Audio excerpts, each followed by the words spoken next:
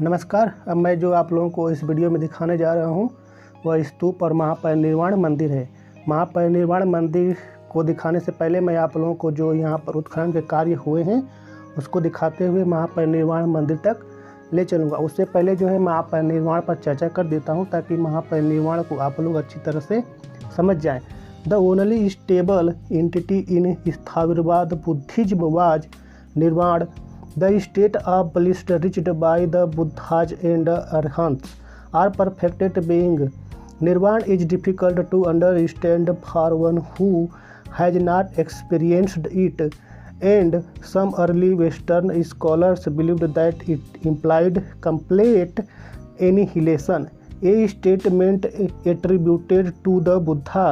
I have not said that the Arhant exist after that, and I have not said that he does not exist, because this is not edifying, neither does it tend to supreme window would suggested that Nirvana was believed to be a state neither of being nor of annihilation. The Arastu law of the excluded middle was never strictly applied in Indian thought, and a third state transcending both being and not being would not be considered an impossibility. तो यह आप लोग देख सकते हैं जो उत्खनन का यहाँ पर कार्य हुआ था सामने। चलिए इसे समझते हैं। देख सकते हैं इधर से बाएं साइड से जो है सीधा एक गलियारा गया है। मान लीजिए कि अगर यह मकान रहा होगा तो बाएं साइड से एक बड़ा सा लंबा सीधा जो है गलियारा गया है, और फिर उधर से टर्न होकर जो है दाएं से एक बाहर के लिए रास्ता निकला हुआ है, और इधर जो है छोटे छोटे कमरे का जो है डिज़ाइन बना हुआ है, और बीच में एक जो है बड़ा सा हॉल जैसा मतलब आंगन वगैरह सब दिखाई दे रहा है। तो इसको देखकर आप समझ सकते हैं कि अगर मकान रहा होगा तो फिर अगर कैसे होगा। इधर जो है छोटे छोटे कमरे, इधर देख सकते हैं दाएं साइड से भी एक जो है बड़ा सा गलियारा है जो सीधे उधर बाहर के दाहिने की तरफ जो बाहर की तरफ निकला हुआ है, उधर वो भी जो है बाहर निकलने के लिए दाहिने साइड और बाएं साइड दोनों तरफ है। और तो यह था उत्खनन का जैसे कि आप लोगों ने देखा, देख सकते हैं ये जो है एक बार फिर इसे। तो यह है जो यहाँ पर का उत्खनन कार्य हुआ था। तो महापरिनिर्वाण को मैं अब समझा देता हूँ। बौद्ध धर्म में एकमात्र स्थिर सत्ता निर्वाण थी, जो पर अधिक सुख की ऐसी स्थिति थी जिसे बुद्ध तथा अरहतों ने प्राप्त किया था। जिसने अनुभव न किया हो उस सामान्य व्यक्ति के लिए निर्वाण का बोध होना कठिन है, और कुछ पश्चिमी विद्वानों का विश्वास था कि इसका अर्थ सत्ता का संपूर्ण विनाश है। इधर से भी देख सकते हैं, पीछे बिल्कुल इधर मैं आ गया हूँ। चलते हैं, आगे बढ़ते हैं। अगला जो उत्खनन में जो निकला है, खुदाई के समय जो प्राप्त हुआ है, उधर हम लोग आगे बढ़ते हैं। एक कथन जिसके विषय में कहा जाता है कि बुद्ध का कथन है, मैंने नहीं कहा है कि अरहत मृत्यु के उपरांत विद्यमान रहता है, और मैंने नहीं कहा है कि यह विद्यमान नहीं रहता है, क्योंकि यह शिक्षा का विषय नहीं है और न वह सर्वोपरि ज्ञान के रूप में उपस्थित होता है। यह संकेत करेगा कि निर्वाण के संबंध में यह विश्वास था कि वह न अस्तित्व की स्थिति है और न अस्तित्व की। ये जो खुदाई हुआ है देख सकते हैं, जो चबूतरे टाइप का बना हुआ है। चलिए इसे जो है बिल्कुल पास से आप लोगों को दिखाता हूँ और बताता। अरस्तु का अपवर्जित मध्य का नियम भारतीय विचारधारा पर कभी दृढ़ता से लागू नहीं होता, और एक तृतीय स्थिति जो अस्तित्व और अनस्तित्व से परे हो असंभव नहीं मानी जा सकेगी। तो देख सकते हैं यह जो है यहाँ पर उत्खनन के टाइम निकला था। बिल्कुल बड़ा चबूतरा टाइप का है। देखिए, आप लोग भी थोड़ा समझते रहिए, अपना भी थोड़ा दिमाग लगाते रहिए, देखते रहिए, दिमाग लगाते रहिए, सोचते रहिए कि है क्या, कैसे बनाओ, कब का, इन सारी चीज़ों के बारे में आप लोग भी सोचते रहिए। मेरे ऊपर या किसी के भी ऊपर बिल्कुल निर्भर रहना वो ज़रूरी नहीं है। आप भी अपना हाथ पाँव दिमाग मार सकते हैं, दिमाग लगा सकते हैं। चलिए आगे बढ़ते हैं और उधर साइड में जो है उत्खनन का जो कार्य हुआ था उस समय जो मिला था हम लोगों को, वो सब देखते हैं। उन सबको देखते हुए हम लोग फिर जो है महापरिनिर्वाण मंदिर के पास पहुंचते हैं। If the whole world was in a state of flux and nirvana was a state of rest, these two did not present an insuperable paradox. For Nirvana was outside the universe, it underlay it but was not part of it. Okay, देख सकते हैं आप लोग, इस एक वृत्ताकार सा है और फिर उसके उधर सामने जो है छोटे छोटे और भी जो है वृत्ताकार टाइप के बने हुए हैं। ये सब जो है खुदाई के टाइम मिला था। यदि समस्त संसार अस्थिरता की स्थिति में था और निर्वाण एक विराम की अवस्था, तो यह भी एक अजय विरोधाभास उपस्थित नहीं करता, क्योंकि निर्वाण विश्व से बहिर्गम था। वह विश्व को आत्मगत किए था, किंतु वह उसका अंग नहीं था। तो देखते रहिए या थोड़ा समझते रहिए इसको। तो हम लोग आगे बढ़ते हैं। Such a concept is not very difficult from that of the world soul of the Upanishad, and far from being looked on as a state of annihilation. Nirvana was sometimes described in brilliantly colorful language a glorious city, stainless and undefiled, pure and white, unaging, deathless, source and calm and happy. तो आगे बढ़ते हैं। Nirvana has no defined location, but it may be realized anywhere and at any time while still in the flesh. The man who finds it never again lost it, and when he dies he passed to this state forever. In his parinirvana, his final blowing out.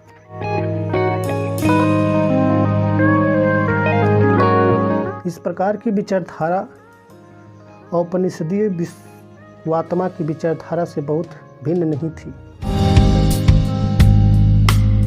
और अनस्तित्व की स्थिति के रूप में स्वीकार किए जाने की अपेक्षा वह उच्च कोटि की चित्रमय भाषा में वर्णित है। एक ऐसे पूर्ण नगर, निष्कलंक एवं पावन, विशुद्ध एवं उज्ज्वल, जराहीन, अमर, सुरक्षित, शांत एवं आनंदमय निर्वाण का कोई निश्चय स्थान नहीं था।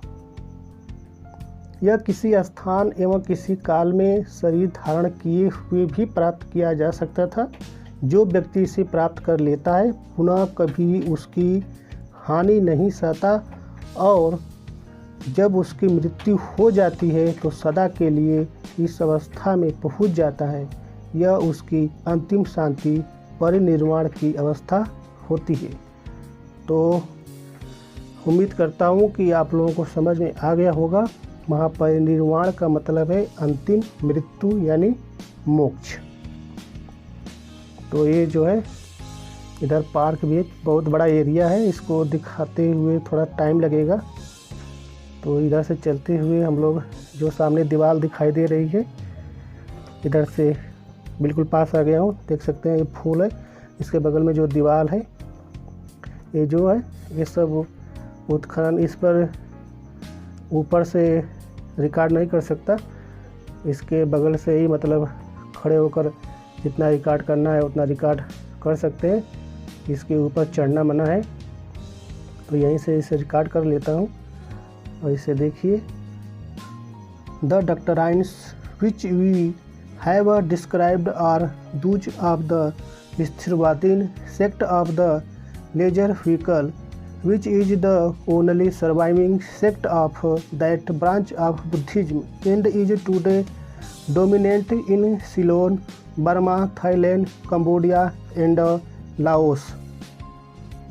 जिन सिद्धांतों का वर्णन हमने किया है वे हीनयान के स्थिरवादी संप्रदाय के सिद्धांत हैं, जो बौद्ध धर्म की उस शाखा का एकमात्र अनुजीवित संप्रदाय है और जो आज श्रीलंका, बर्मा, सियाम, कंबोडिया तथा आलोस में सर्वोपरि प्रभावशाली है। ये सब जो है उत्खनन की चीज़ें आप लोग देख सकते हैं कि किस प्रकार जो है यह रहा होगा। अगर मकान रहा होगा तो फिर कैसे छोटे छोटे रूम देख सकते हैं, छोटे छोटे जो है कमरे दिखाई दे रहे हैं किनारे से बिल्कुल सीधे। The main stupa with the shrine in front from the focus of the extensive remains and both stand on the same platform of 2.74 meter in height. The stupa with its cylindrical base and dome is 19.81 meter high from the ground level. Excavation of the earlier ruins revealed a circular chamber at a depth of 4.27 meter with a copper vessel and a copper plate inscribed with Pratitya Samutpad Sutra and recording its deposition by one Haribal in Gupta character of 5th century AD. Further down at a depth of 10.36 meter, a circular plinth of a small stupa with a figure of Buddha in Dhyan Mudra, stylistically datably to 1st century AD, was discovered in 1927 AD. The stupa was completely restored out of the donation of Burmese devotees in the same year.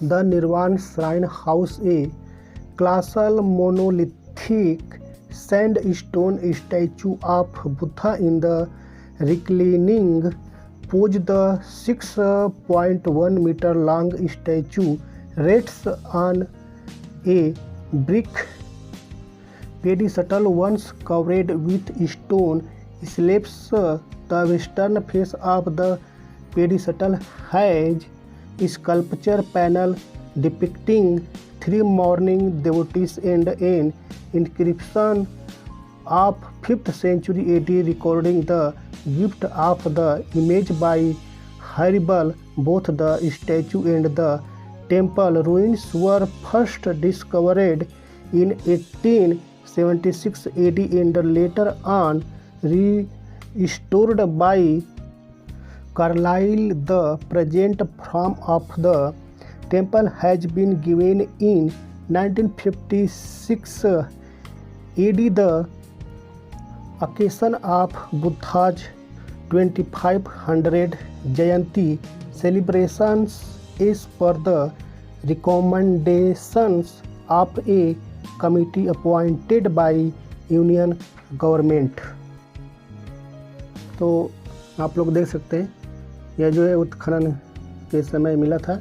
यहाँ के उत्खनन परिसर में मुख्य स्तूप एवं उसके सम्मुख निर्वाण मंदिर आकर्षण के प्रमुख केंद्र है तथा दोनों 2.74 मीटर ऊंचे एक अधिष्ठान पर निर्मित है।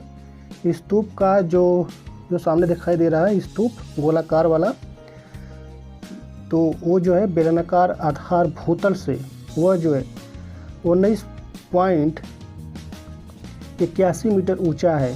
सन 1927 के उत्खनन द्वारा 4.27 मीटर की गहराई एवं एक गोले लघुकक्ष में एक ताम्रपत्र तथा 5वीं सदी का एक ताम्रपत्र अभिलेख मिला था,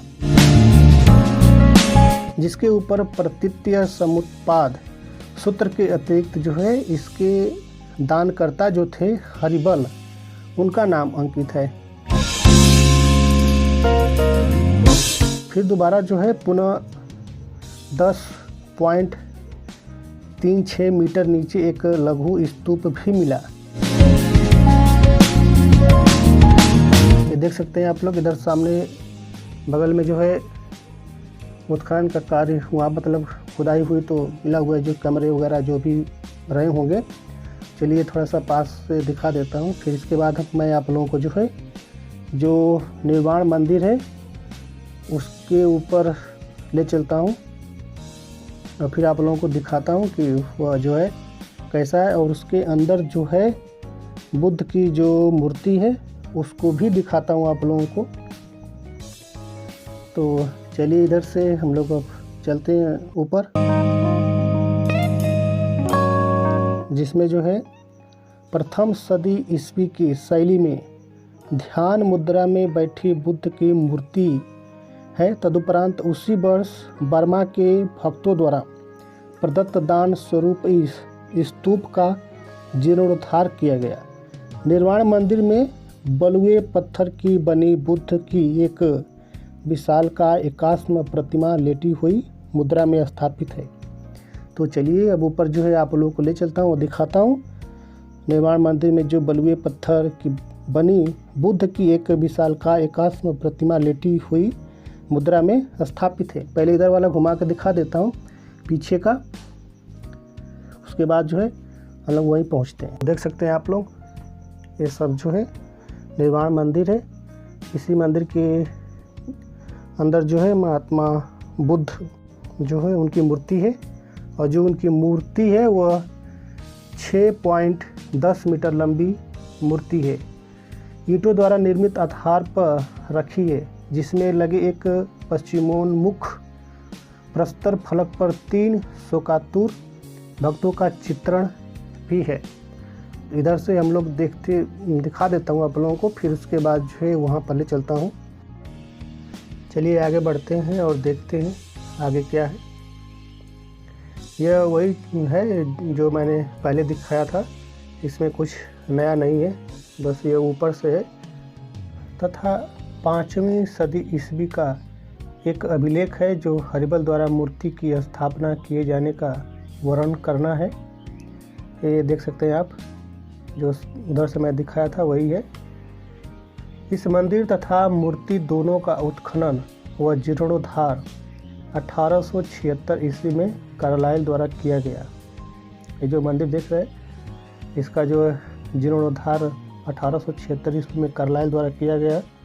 भगवान बुद्ध की 25वीं वर्षगांठ के उपलक्ष्य में केंद्रीय सरकार द्वारा नियुक्त एक समिति की संस्तुति के आधार पर मंदिर का वर्तमान स्वरूप सन 1956 ईस्वी में दिया गया।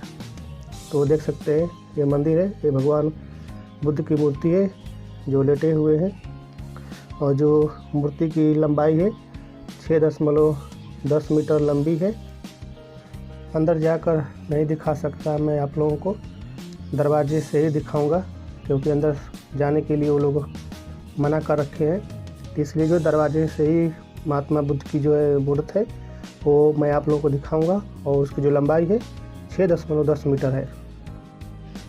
महात्मा बुद्ध की मूर्त देखते रहिए, तब तक मैं आप लोगों को जो है बौद्ध धर्म के नीति एवं सदाचार शास्त्र से कुछ लाइनें बता देता हूँ। बौद्ध धर्म एक उच्च स्तरीय नीति शास्त्र की शिक्षा प्रदान करता है। उत्तम अष्ट मार्ग जिसके आधार पर व्यक्ति निर्वाण प्राप्त करता है।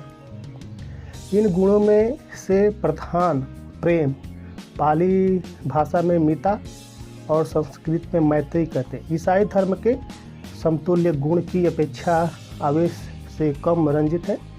यह शब्द मित्र से बना है, अतः मैत्रीय में सदिच्छा और उपकार का भाव अंतर्निहित है। इतना होते हुए भी बौद्ध ग्रंथों में मिता की आवेशयुक्त व्याख्या करने वाले अवतरण उपलब्ध हैं, जिनसे सेंट पॉल के दान संबंधी प्रसिद्ध शब्दों का स्मरण याद आता है।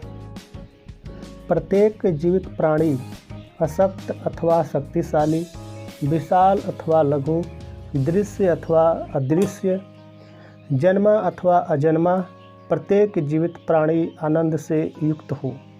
कोई किसी को धोखा न दे अथवा किसी भी रूप में अशुभ चिंतन न करे अथवा क्रोध या द्वेष में दूसरे के लिए अशुभ चिंतन न करे। तीसरा, जिस प्रकार से एक माता जीवन पर्यंत अपने एकमात्र बालक की देखभाल करती है, उसी प्रकार से एक मनुष्य को समस्त जीवित प्राणियों के प्रति दृढ़ प्रेम का व्यवहार करना चाहिए। तो मूर्त देखते रहिए। ये जो मैं दरवाजे पर ही हूँ, यहीं से दिखा सकता हूँ, अंदर नहीं जा सकता। चौथा जो है वह उसे समस्त संसार के प्रति ऊपर नीचे और इधर उधर निर्बाध रूप से बिना शत्रुता के असीम प्रेम होना चाहिए। खड़े होने पर, घूमने पर, बैठने पर या लेटने पर प्रेम के ध्यान में दृढ़ होना चाहिए, क्योंकि इसी को मनुष्य उन्नत स्वरूप कहते हैं। तो देख सकते हैं महात्मा बुद्ध की मूर्त दरवाजे से ही मैं दिखा रहा हूँ। और लंबाई एक बार मैं फिर बता देता हूँ, 6.10 मीटर लंबाई है। तो जितना बताना था हमने इस वीडियो में बता दिया है। उम्मीद करता हूँ कि आप लोगों को समझ में आया होगा। तो आज बस इतना ही। मिलेंगे हम लोग फिर किसी और वीडियो में। तो मुझे दीजिए इजाज़त। Thank you very much.